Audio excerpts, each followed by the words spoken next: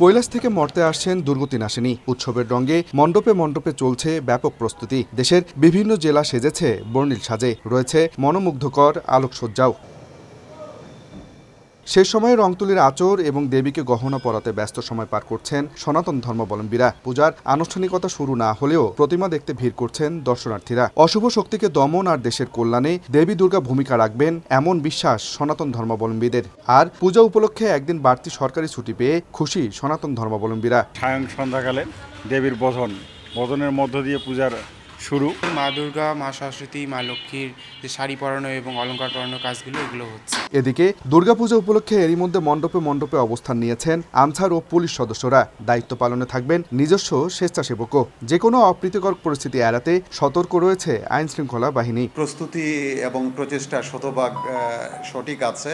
আমরা আমাদের ঊর্ধ্বতন কর্তৃপক্ষের যে গাইডলাইন, এই গাইডলাইন অনুসরণ করে যথারীতি অফিসার এবং ফোর্স প্রস্তুত আছে। মঙ্গলবার মহাষষ্ঠীতে অধিবাসের মধ্য দিয়ে শুরু হবে পূজার আনুষ্ঠানিকতা। এবার দেবী দুর্গা আসছেন দোলায় আর যাবেন ঘোড়ায় চড়ে। আব্দুর রশিদ জীবন, সময় সংবাদ, রংপুর।